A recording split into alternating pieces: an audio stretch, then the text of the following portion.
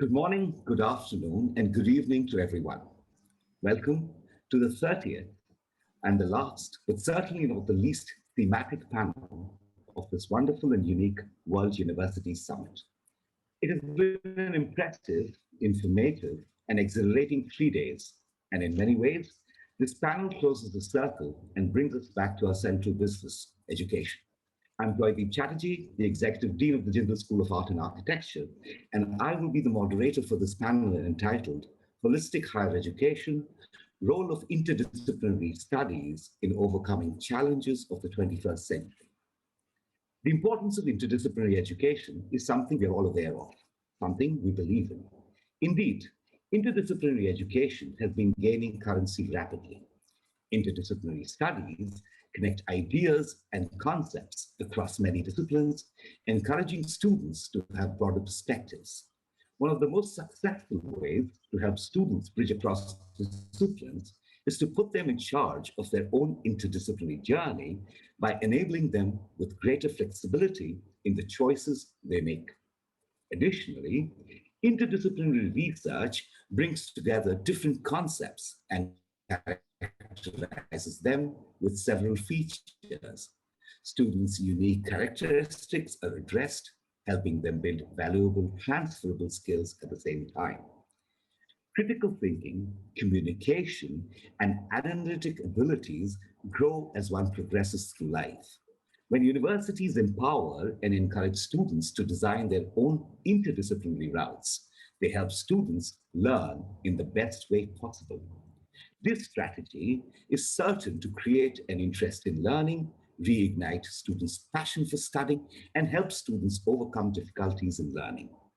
This kind of holistic education strives to meet the emotional, social, ethical, and intellectual requirements of students in an integrated way. In order to learn, students must first be able to assess their influence on the global and local communities and the influence of others on them. Students are often involved in projects that help them use critical thinking to find various practical solutions to real-world challenges. Finally, an interdisciplinary training is critical to developing thought leadership, from dissemination of vaccines to bringing together healthcare with operations management to the deployment of new social media technologies that bring together our understanding of technology with human behavior. Innovations today are driven by the amalgamation of various disciplines. Yet questions and challenges concerning interdisciplinary education are substantial too. How can we structurally enable interdisciplinary education? How do we get students who often come from very rigid structures in their high school education to embrace interdisciplinarity? What about parents? As educators, we too are often prey to our own disciplinary moorings and are resistant to interdisciplinarity. How do technological advances interact with the aim of interdisciplinarity? And lastly, how does crises, for example, the recent pandemic, affect our ideals of interdisciplinarity? We have a fabulous panel for you of eminent academics who are going to deliberate on these and more questions. First off, we have with us Professor Dr. Malabika Sarkar, who is the Vice Chancellor of Ashoka University in India. We have with us Professor Dr. Arshad Ahmad, Vice Chancellor, Lahore University of Management Sciences, Pakistan. We also have with us Professor Dr. Diego Quiroga Ferri, who is the Rector, Universidad de Francisco de Quito, Ecuador. Finally, we have Dr. Ahmad Ismail, who is the Deputy Rector, International Islamic University of Malaysia. My first question to the panelists is to all you panelists, but Professor Sarkar, if you mind, we can begin with you. Now, we all know interdisciplinary knowledge. We need interdisciplinary knowledge, right? We need disciplinary knowledge from multiple disciplines to deal with the real world challenges of the 21st century. Now, in what ways have you seen the growth of importance of this need for interdisciplinarity to enable innovation? What are some of the pressing challenges of this century that you think could benefit from interdisciplinary studies? Over to you. Thank you. And greetings to everyone. I hope that word greetings encapsulates all time zones. And many thanks to Jindal Global University for inviting me to this exciting panel discussion.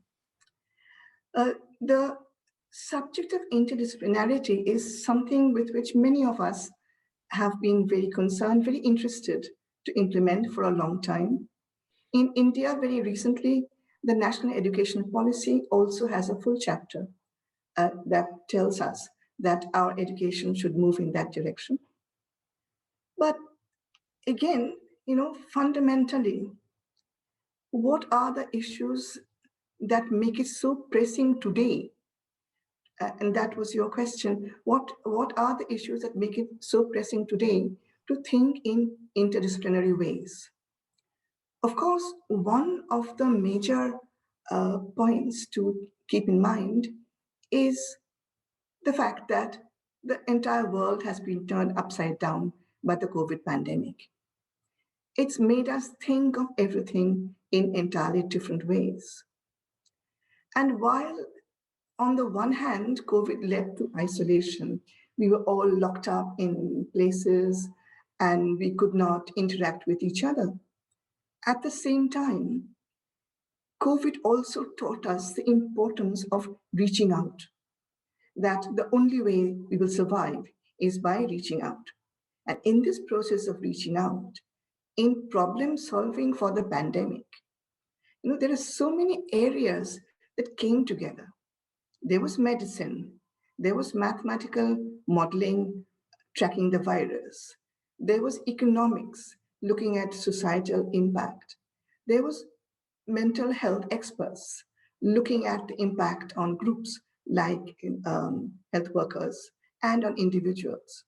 So that when a crisis comes, it has to be dealt with in multifaceted ways. It can't be dealt with through a silo. To be able to do that, we need people whose minds have that range, who are able to look out and see many different things. So for a student on campus, I always think of a student being in a room, and that room is that student's main area of interest, whether it be philosophy or economics or whatever it is. But then all around, there are windows opening out into many views. Some of these windows will be attractive for the student, and the student will go that way and integrate those other areas into her or his academic journey. And it's that kind of student whose mind is open, who's prepared to look out of these windows, who will make a definitive contribution in a time of crisis. My other anxiety, and maybe because I come from the humanities, is that today I find that we are in a technology-driven world, and a world in which artificial intelligence, maybe for the best of reasons, is being perceived as a solution of all problems. So in this context, I think it's very important that we should be mindful also of the great importance of the arts and humanities, of political philosophy, economic thought, and the fundamental principles of science, that all of these things matter. The mind matters as much as the world of artificial intelligence. So, this multifacetedness was needed to handle the COVID crisis. It's also needed to handle the challenges of a technology-driven world. And it's the only thing that can really make an individual lead a fulfilling life, or so it seems. When time permits, I'll give you one particular example. Professor Ahmad, if I can ask you the same question. In what ways have you seen this kind of a growth of importance for the need of interdisciplinarity at your university? And what do you think are the pressing challenges of this 21st century that could benefit from this kind of an interdisciplinary approach? Thank you so much for this kind invitation to a panel that I think, as you summed it up, circles back to the fundamental questions as to why we are in the business of what we do. And so I'm really pleased to be here to sort of give you a lens from the point of view that, all of us, irrespective of our institutions and our contexts, do face certain challenges that are, let's just call them either regional or global in nature. And, as we say that higher education plays a very critical role to advance human understanding and to transform society. But society has faced persistent challenges over time. Sometimes we call them wicked problems, sometimes we call them grand challenges. And in a place, in the regions that we are in, I think those challenges get even more exaggerated than in developed countries, where they are still at the fore. They haven't gone away, but they are on a different development trajectory. So to answer your question, I would say that you can take your pick. There is such a wide range of challenges, where the most prominent one, of course, is climate change that everybody is talking about now, and it has come to the fore, but it's not something new, nor is technological disruption. This is happening for hundreds of years, as are demographic shifts, migration, sustainability, and to the point Dr. Sarkar just made, the humanitarian issues, the sociological and humanistic issues we face about inequity, about questions about scarcity, water, energy. Those are constants that we're all facing. And nobody anytime soon is going to be able to solve them through a single disciplinary lens. And so when we talk about COVID, which is an excellent example of showing to us that no disciplinary expert has an answer to COVID. And you can be a scientist, you can be a demographer, you can be a social scientist, you can take whatever expertise that you have. And while this expertise has been tremendously helpful for universities in particular, where we've organized ourselves in around disciplines, almost in a tribal-like fashion. What we've forgotten along the way is that universities from its origins were much more holistic in nature.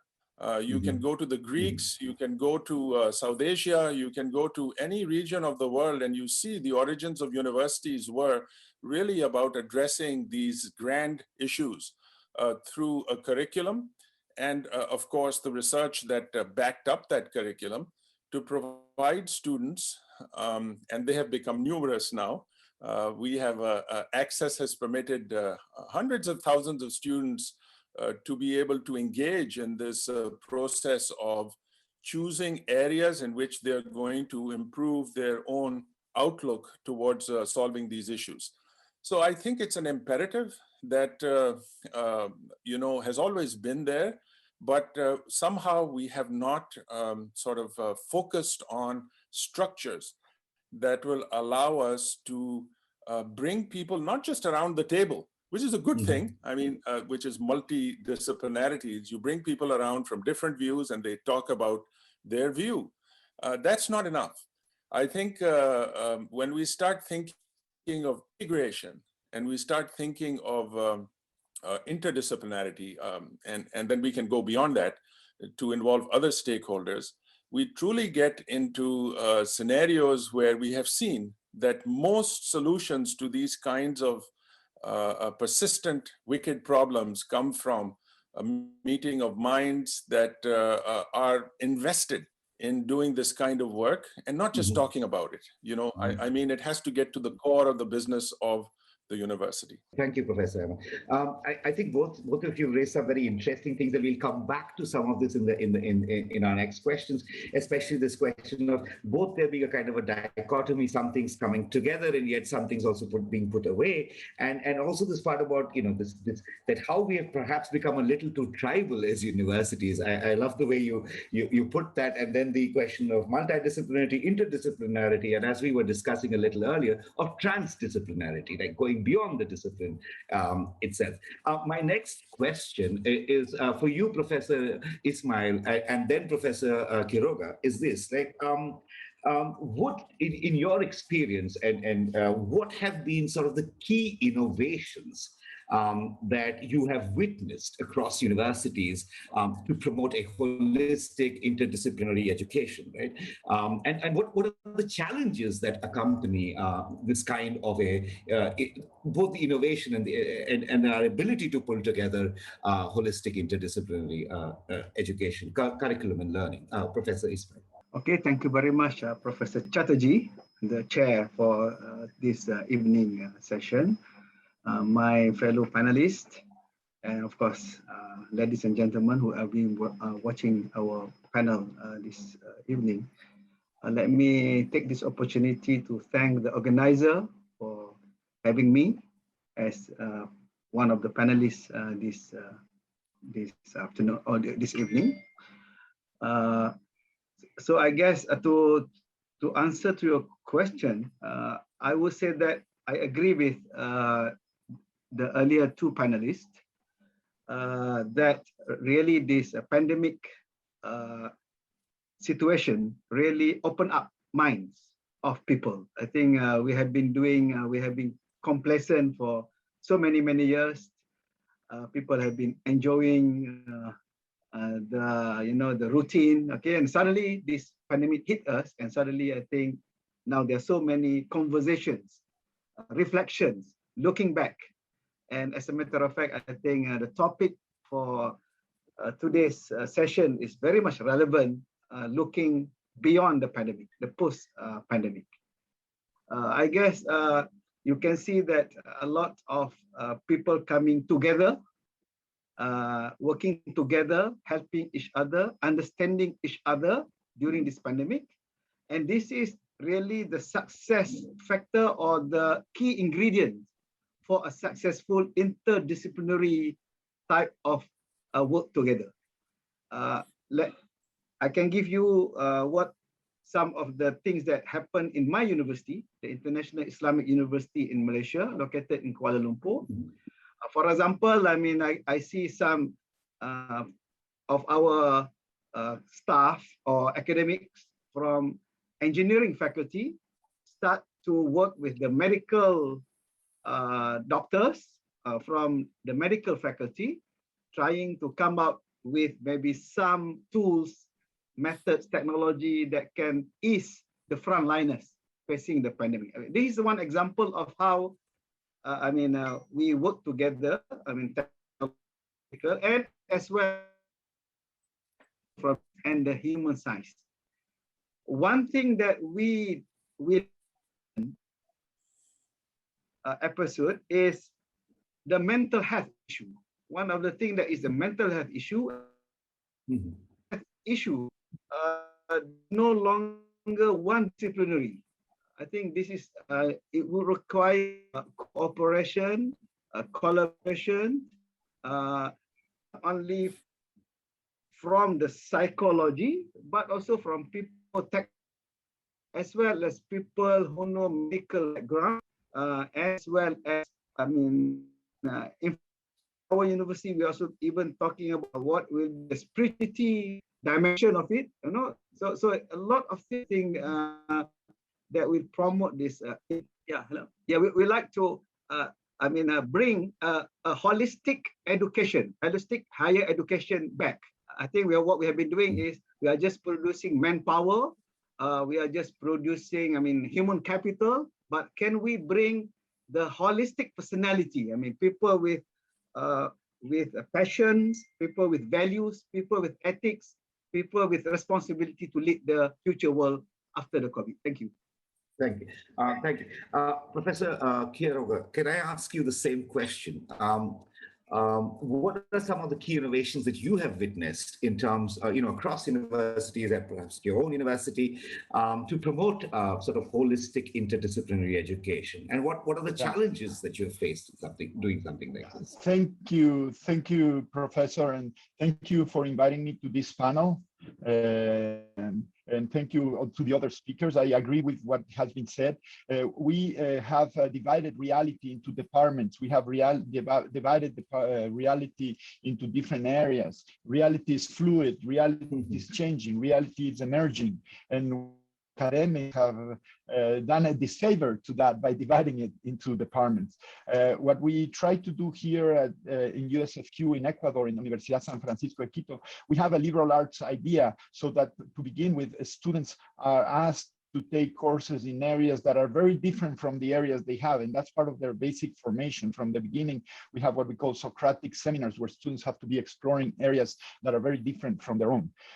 So that's how we try to promote this more holistic approach. I think it's very important for researchers also to have spaces where they can talk and collaborate. One of the things that I think is very important for as far as research goes is to try to create languages that all the different disciplines can understand. So we have to create this new language in a way, because we are used to have these jargons and these barriers that we create that are part of our disciplines. So how we break that linguistic problem, I think that's also very important. That cultural problem is to create these common frameworks, this way of thinking that's interdisciplinary. And I agree that we need also the humanities, we need the social sciences, but we also need all the more exact and precise sciences, the engineers and all that. Another thing that I think is important with interdisciplinary studies is to have the idea of practice, how we are engaging in the real world. Sometimes we stay too much in the laboratories or in the ivory towers, and we don't to the real world.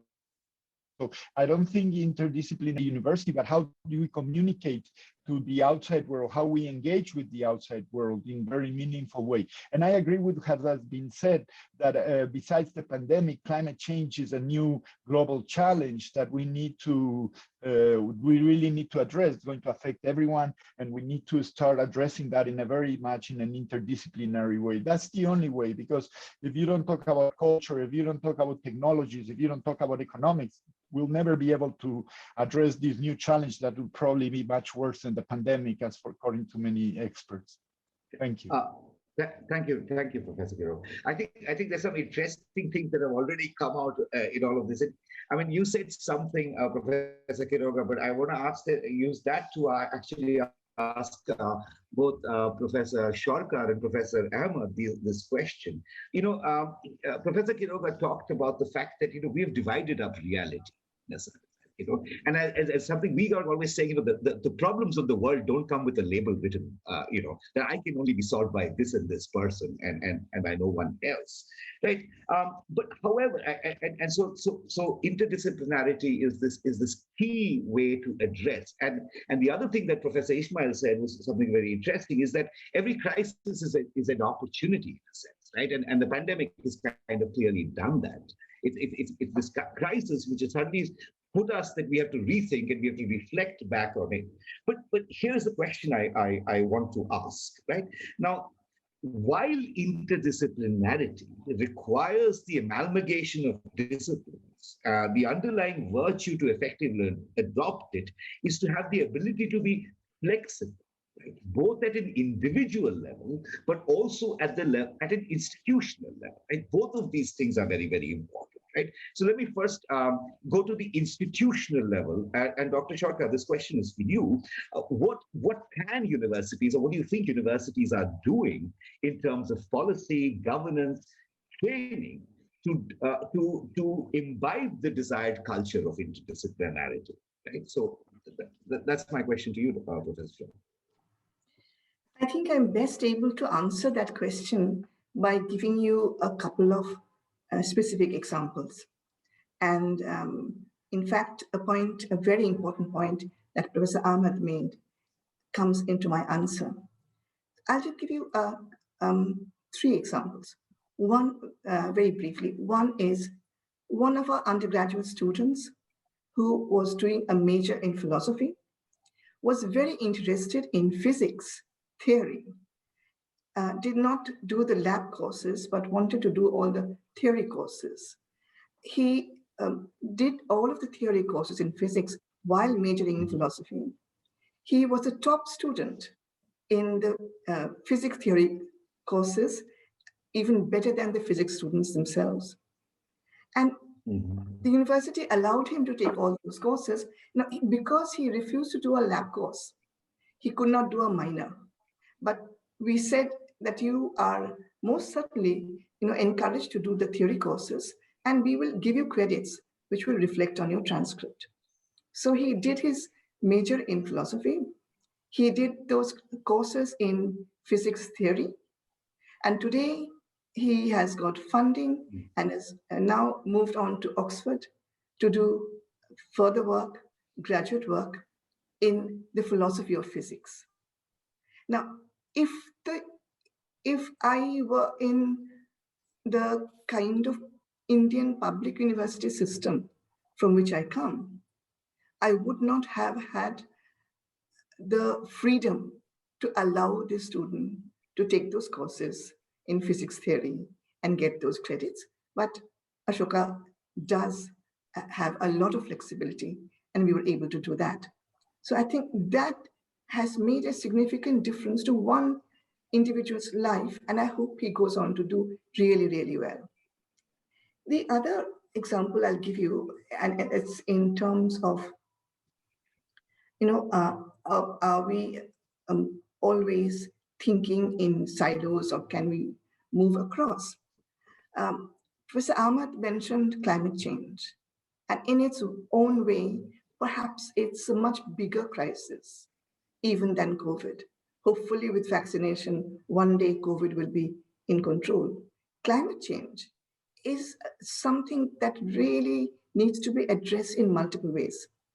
So at Ashoka, Professor Ahmad will be happy to know, and all of you, that we have a center called 3CS, the Center for Climate Change and Sustainability, which has more than 25 faculty members from across 8 disciplines, from computer science to biology to creative writing, literature, economics, history, a whole range of disciplines, 8 disciplines, and their faculty members have come together. And we have this center called, because climate change is something that has to be addressed from multiple perspectives. It cannot be addressed only by climate scientists. We have to have everyone else also invested. So I think that these are the kind of things that as an institution one would need to do, to be mindful of how to address global challenges in this concerted manner. And also mindful that there will be talented students to whom we need to give these avenues where they can find their own way in life. So I think we need to have that openness, while not saying that everything is multidisciplinary or whatever it is, and dilute the foundational discipline knowledge. Not that, but wherever it's significant, meaningful, and something one wants to do, have the opportunity there for people to do that. Thank you. Professor Ahmad, same question for you, actually. Like, what do you think? I mean, so Professor Sarkar talked about a center, right? That's a kind of an institution within the university. But in terms of policy, governance, and training, what else can we do to integrate interdisciplinarity, right? To think about it more organically in terms of that? Yes, and I'm inspired by the examples that Professor Sarkar just gave, and I too would like to focus on 2 or 3 areas that I think are telling in terms of challenges which really are opportunities, as Dr. Ismail earlier alluded to. And those 3 areas would be, first of all, look, if you think about the business of curriculum, which interfaces both students and also faculty, this is a key area where you always find not only silos, but intense competition in terms of how resources are going to be allocated in departments wanting to keep their courses or programs wanting to, have more for them, and irrespective of what happens to the bigger picture. So I think in our roles, we are in a position to be able to change that dynamic by introducing or incentivizing those kinds of programs that are going to bring people together from these different multiple perspectives, and not just perspectives, but also something tangible that will be produced. So speaking about the center, I was very happy to hear about your center. At LUMS, we have 19 centers in which we are making choices of 5 or 6 that are really going to go to the next level and address these kinds of grand challenges. So the example on curriculum would be our new program on environmental science. Now, I must say, this is not anything new. There are a lot of other universities that are thinking about such programs. Lund University, for example, has a PhD program in environmental science that I think attracted more students worldwide than anywhere else in the world. This is a couple of years ago, pre-pandemic, and so it tells you the potency and importance of this subject area, related, of course, to sustainability and environmental degradation. Nevertheless, just to construct the program and bringing the actors together and then allocating resources as to who is going to own the courses, or who is going to be, what are the systems behind that allow students to have this opportunity, not only to enroll in a program, but also to signal that this is not a one-off, we're not just on the margin doing something and then forgetting about all the rest, which is still very siloed and which is still very compartmentalized. So that takes me to the second area. And I think this speaks to the heart of incentives and motivations for young faculty members, certainly middle level faculty members, who are thinking about their own careers. So put yourself in their shoes. Okay, you've done this enormous training for the longest period of time that no other profession demands of you. You've gone through your undergraduate, your graduate program, your PhD program, then you've done a postdoctorate, and so on and so forth. And here you are as an expert who has solutions. But COVID is telling us nobody has a solution. And what we have are instead questions. We have, if we can ask good questions, we find those to be far more valuable than an expert's solution. So here the career progression has to consider, if you're going to invest in an interdisciplinary program, or you're going to get your tenure or permanence based on a very focused area, who's going to evaluate your work if it's interdisciplinary? What kind of committees are they going to be along your journey in getting your identity established as an academic? And these are core questions of identity. And I go back to the tribal word just because I think academics have done that very well. They have found their identities as lawyers or engineers or business folk, or pick your discipline, and discipline within discipline within discipline. They've sliced it to an extent where it's become so fragmented that the rest of the world sort of wonders, what are you guys up to in the first place? So I think we need to pull back, and we need to have those structures for career progression that signal to faculty that, in fact, we are going to incentivize you. We're going to provide the resources. We're going to have the structures to evaluate your work, in fact, to encourage that work as you move along in your trajectory of development. And that is what an institution must do. So a lot of the governance, the questions related to governance, have to do with structures that are system-wide, because everything is connected. You can't just look at a problem in isolation. You must connect the dots. And if the system doesn't do that, then it's no wonder they're going to fall back into old habits and do the kind of reviews, the peer reviews, the journals, all the areas, the conferences. They are very discipline focused. Although there is, I must say, counterbalancing of all kinds of venues. And this is the third area where I think students have to play a huge role. I think we regard students, even though we may not admit it, unfortunately, more like consumers than as learners. And one thing COVID has taught us is that all experts have become learners. We have to put learning first. We can't think of even teaching without thinking first of learning. So when you put on that lens of learning and you talk about students' role in this, I think the universities that are adopting students as true partners in the academic exercise are going much further ahead with interdisciplinarity because they become co-researchers, Right. co-designers, Right. co-presenters, co-learners, and not consumers. You know, they're not there watching a show, but they're invested deeply into the business of the academy. So I think touching on those three areas, curriculum, governance, and then the role of students is really important from the institutional level. And if we give not just signals, but resources towards these, there's a very bright future indeed ahead. Thank you, Professor Ahmad. Those are excellent points. I think the curriculum, the governance, and students, and especially about students becoming our partners and sort of co-workers and peers as such, all together in the learning process. I want to change gears a bit in a certain sense, and this question is for you, Professor Diego. Now, what I want to ask is, all right, you know, we are talking about people coming together, but in this sense that is multidisciplinarity just a form of collaboration? You see what I'm saying? Or does it involve something a little more or beyond that? How do we understand? Is it, you know, I mean touched upon this. Is it just bringing people around a table, or how do we really get down to the nitty-gritty of the idea of interdisciplinarity? Right? So this is for you, Professor Diego. Thank you. And yes, I agree a bit with what's been said, that the question has to be dealt also at the institutional level.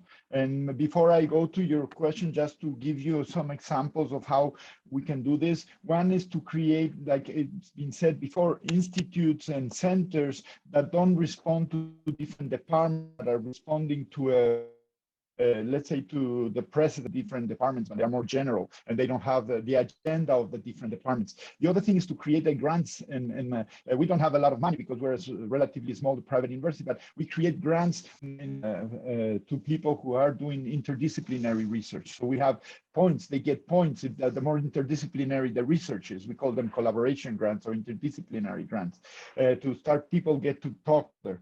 And the other issue that was, I just want to address that briefly, is the issue with productivity, how we measure the productivity if we have arts and humanities together with physics and biology and chemistry. How are in the humanities can be measured versus a product in physics or in biology? That's a very difficult question that we are trying to talk to. So I agree with you what you were saying. Now going directly to your question is how we get people to understand different frameworks. And I want to talk a bit about what I was saying before. I think that there are some frameworks that have been developed, and something that I personally as a researcher have been working with is this idea of complexity and emergent systems and resilience. I think that language is becoming something that we talk about that. We all talk about resilience, whether we're in psychology or in physics or engineering, or people start talking, these common languages are very important because they allow us to move away from our own disciplinary jargon, our own disciplinary world, and start kind of sharing this framework. So I think the issue has to be dealt both at an institutional level, but also at a conceptual level. So one of the things we have to provide are more spaces where people can start developing these common languages to get out of their own disciplines and be able to share ideas of how things can be done and what type of frameworks we can use. So I think it's important to be able to understand. And another thing that I wanted to mention is that sometimes we need to be a bit humble. Or Professor Ahmadi, sometimes young PhDs, they come with a lot of knowledge and expertise, but when we need to go back away from that and be a bit humble and start to understand other ways of thinking that are very different for now. trying to think about the creative and then things like that, that usually as important, let's say. It's a lot of programs where we deal with arts and humanities and things like that. Thank you. I mean, this point of humility is, I think, an extremely important one. I think it goes back to the point that Professor Ahmad raised in terms of the fact that we have to remember that we are learners first, in a certain sense, never kind of give up on that. Professor Ismail, my next question is to you, and this has to do with another point that sort of came about, that students are a key they're one of the key pillars to this project of interdisciplinarity, if I may call it that. Right now, what is very interesting, at least in this part of South Asia, I mean, in India specifically, one of the things that is really there is students come from a very rigid kind of a high school background, right? And so do parents, and they have their set of their own expectations. I mean, much like us, they were trained maybe 20 years, 25 years ago, and they're also thinking, there are certain set patterns for education and certain patterns. So I'm just wondering. How do you see us, or as academics, as educators, how do we deal with, how do you get everybody's students to kind of embrace, because they are absolutely, what Professor Ahmad said, they're very key actors, there are partners in this, right? How do you get them to embrace interdisciplinarity, the larger sort of public, to embrace this idea of interdisciplinarity? Okay, thank you very much for that question. Very interesting question. And as a matter of fact, our university just started what we call education for sustainable development. And this is very much related to the point that you mentioned.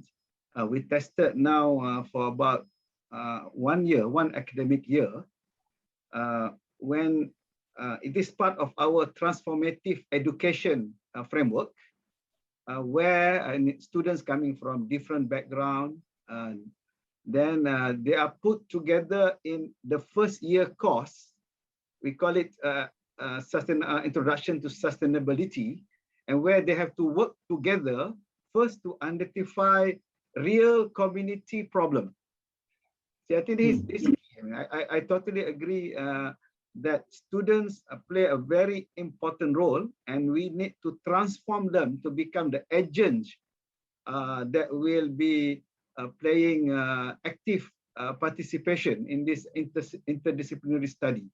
So based on our new curriculum, we can see that students from different backgrounds, they can approach the real problem, and this is part of what we call a responsible research and innovation program that we are talking about. We define the responsible research, meaning that research is not only for the sake of research, but research is for the sake of, let's say, community transformation, for the betterment of the society. Meaning to say that research should start with a real problem. They have to go and identify the problem. They have to analyze the data, and then they can come up with the solutions, and they can work together. So here is, in providing the real solutions, here is where the interdisciplinary will be required. Students as well as faculty members coming from different faculty, different disciplines, will work together and solving that real problem. So I guess part of the efforts is to provide a good ecosystem. In order for us to do this, I mean, the ecosystem, the correct ecosystem and the correct structure must be there. We have to allow for flexibility, meaning that students should be empowered, and they can, choose the project they are passionate about. And then we also use one of the very important vehicles that we create at our university, the flagships. So we have the flagships, various flagships, looking at a different real problem. I mean, I can give you some example. Let's say we have a flagship on River of Life, where students coming from different faculties looking at problem involving the rivers. Okay, so there are a lot of things that they can work together and solve that issue. Similarly, with, let's say, we're talking about climate. So we're talking about green technology, green energy, green campus. So these are another thing that a real community campus problem that students coming from different faculty can come together and look at one problem, and at the end of the day, I think they must now show the impact. So the projects does not end only with papers or reports, but at the end of the day, I think we also would like to see how they make an impact on the community and on the real problem. So true enough, I think, so as such now, we make it a requirement for all our undergraduate students to go into this education for sustainable development. So all of them will be exposed to this. They have to look at real problem, and they have to work together to come with the solution. Thank you. Thank you, Professor. I want to come back to the question of reality, because we have a couple of questions from the audience on this too. But before we take those, and just one last question to all the panelists here. Now, we've talked about interdisciplinarity within our university. How does this work when we are collaborating with different universities? Right, and how do we address this issue then? Right? Do we see, if we are tribal about our departments, then we are moiety about our universities in a certain. So how do we look at this question of interdisciplinarity in fostering meaningful and sort of sustainable collaborations, not only with other disciplines, but also with other universities? Professor Sarkar, if we could begin with you on this, right? And we'll have to keep it a little short because I want to take some questions from the audience too. Thank you. Yeah. So in terms of collaborative work that our faculty members do, there are a number of projects where we are encouraging them, and they are themselves very, very keen to do this kind of work that cuts across disciplines and indeed cuts across countries and universities. So we have one example is we have a Center for Archaeological Research, which has biologists and historians and archaeologists working together. And it's not only the people who are at my university, but they're also collaborating with others in other universities. It's a much bigger program, a bigger plan that they have, in which they are looking at biologists and archaeologists working in exactly this kind of interdisciplinary way. So, and that is always needed because these would be people with a kind of mindset that may not be found everywhere. And when they find the right people to interact with, then that is what should happen. So this is actually, this is a critical part of success in this kind of work, that you reach out to the world community, find the right people for this kind of collaborative work and work there. Thank you, Professor Sarkar. Professor Ahmad, if I could redirect the question at you. Gee, indeed, great question. And look, we've created artificial barriers for inter-university collaboration that must be removed. And I would say that a forum like this is such a good example of how we break those barriers. So here we are, Ecuador, Malaysia, India, Pakistan, as a good subset of similar aspirations that we have and programs that we're talking about that I'm sure we'll find some commonality with, and yet we're not collaborating. And why not? And why shouldn't we?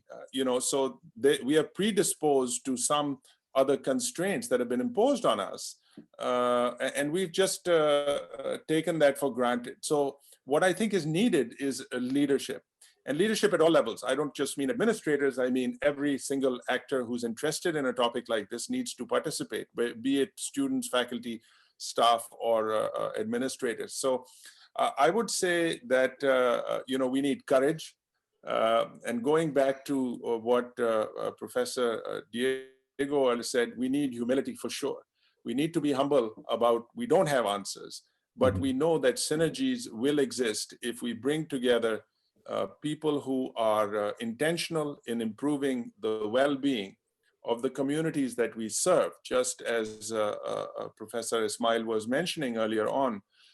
And I think this simply requires some good people around the table.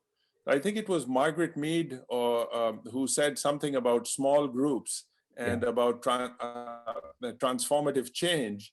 I think all of the big changes in the world have occurred because a bunch of people decided that they wanted it as such and believed in it.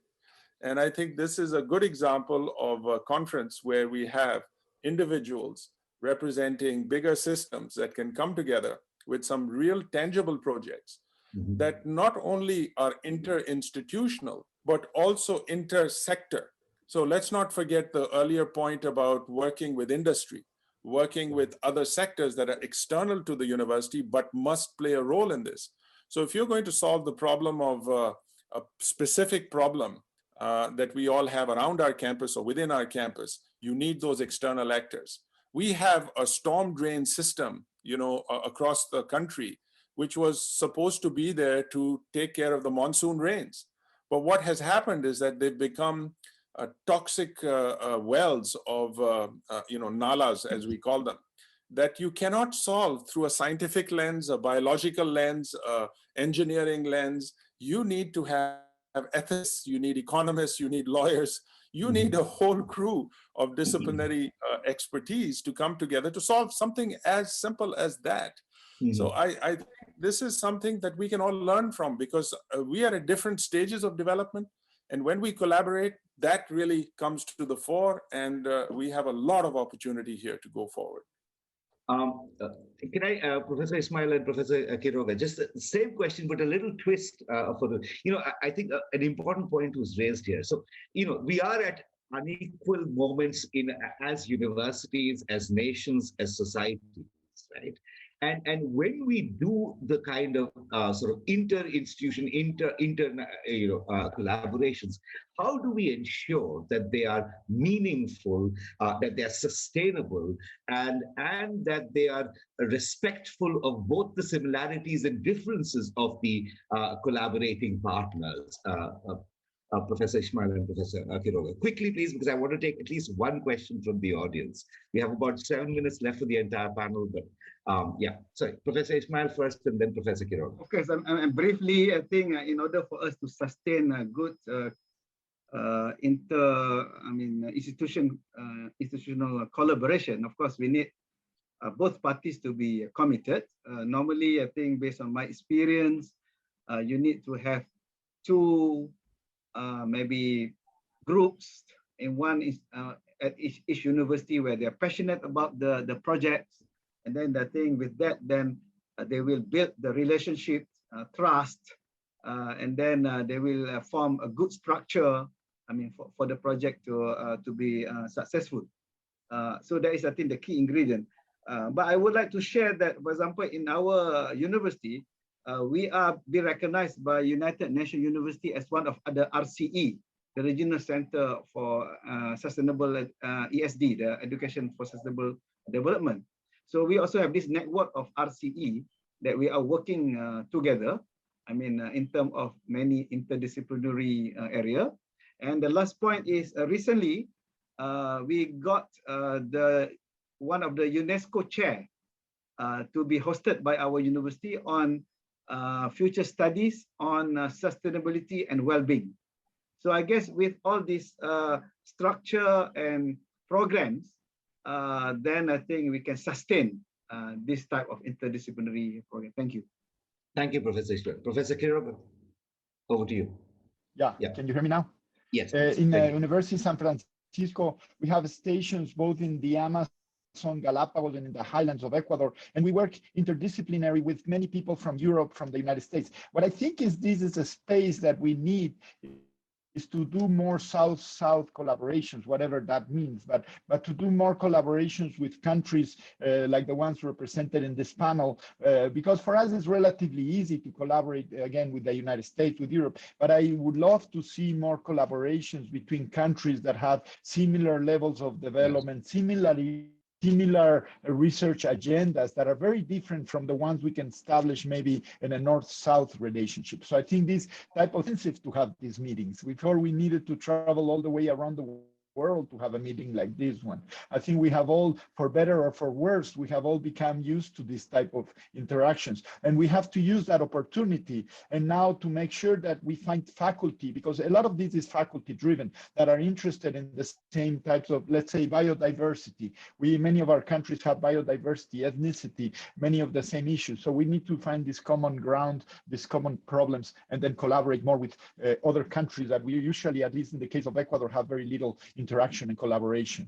Thank you so much. And amen to the South-South collaboration. I also saw Professor Ahmad giving that a thumbs up, completely and absolutely. That's a wonderful sentiment. We're almost out of time, but I'm just going to read out two questions from the audience. I think they're somewhat related, and whosoever wants to take this, please do so. So the first is, I think, which goes back to this idea of practice and learning with the community that Professor Ismail had talked about.